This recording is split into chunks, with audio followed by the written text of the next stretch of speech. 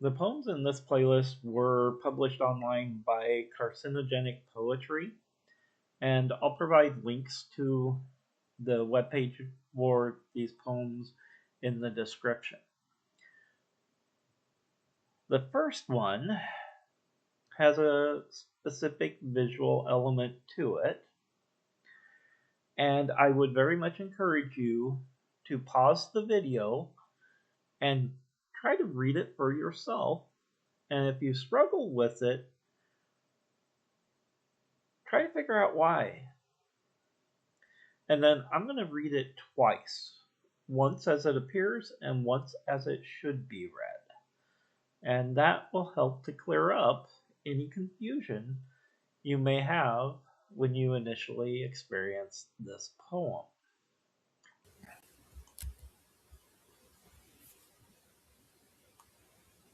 First reading.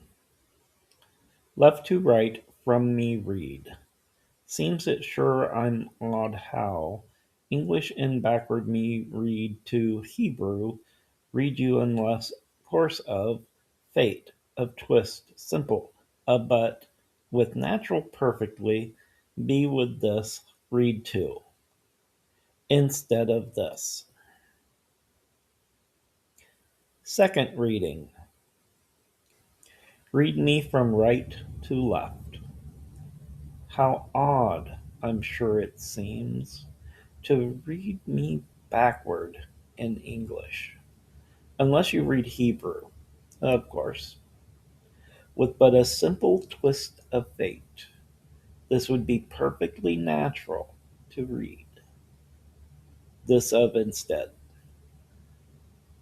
Although it might appear that Aimee is not one of the poems that was published, it was. It just had a different title for it. I originally called it Carrot Top, and it was published under that title. However, when I started thinking about the theme Women Arg, and this will be one of the poems in it, I was using the first name of the women involved in the poem. And so that's why I changed the name. Aimee. You dangle like a carrot on a string that's held before a most reluctant mule, whose stubbornness is like a solid thing resisting everything beyond the tool. I buckle like an addict much in need whenever I go strolling up to you, and then I follow where you choose to lead, as if there's nothing else I'd rather do. You seem to have me firmly in your grasp, a grasp I never did intend to fill. And now I find my heart is softly cast, a heart that never, ever learned to yield. So, like the farmer leading stubborn mule, you've coaxed me into chasing after you. Fundamentalism. They claim to know the truth, but lie. It isn't possible. So why do they insist on forcing others to agree? I wish they'd bother someone else. They knock on my front door with pamphlets claiming Christ has saved us all. My sins are mine, not Christ's, regardless of the truth they claim to know. If Jesus lived today, they'd try converting him, but he'd deny intolerance with every breath he took. Forgiveness comes, not wrath. These truths are lost amid the lies they claim to know. Fundamentalism. Yeah, I'm critical of it.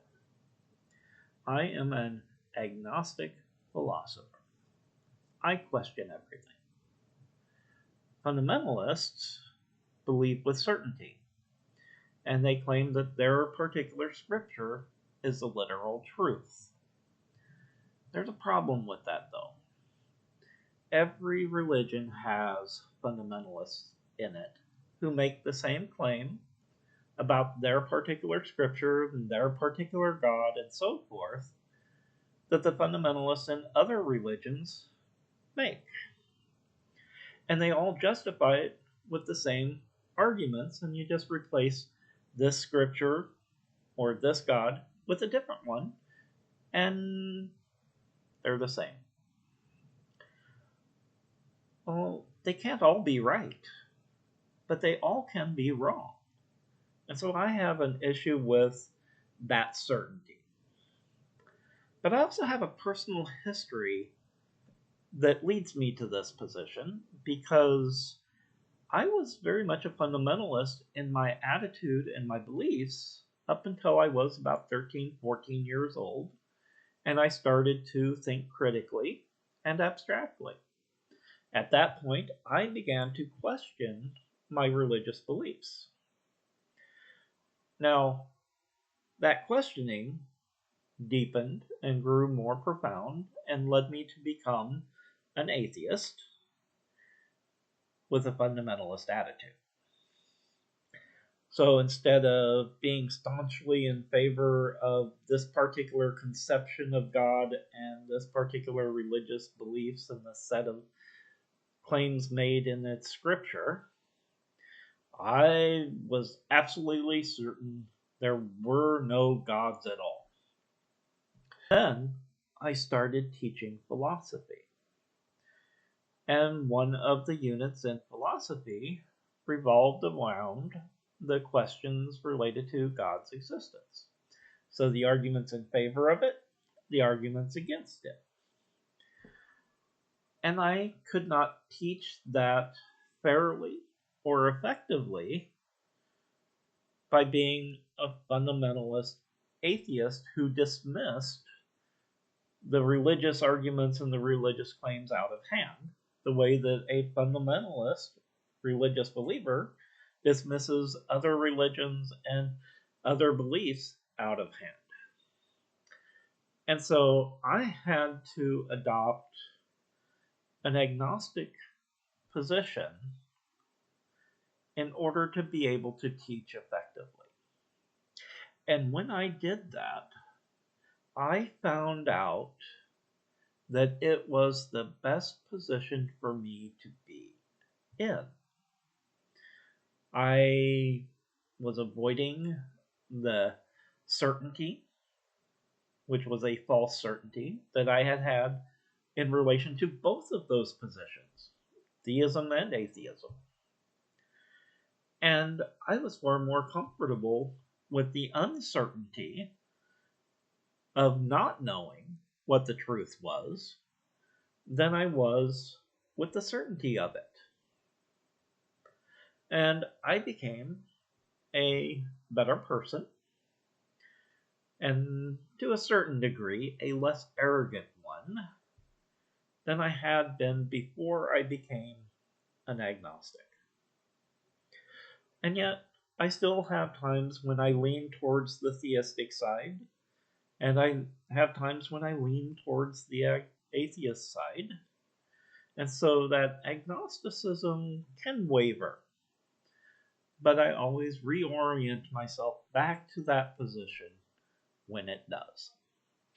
And I am the better person because of it.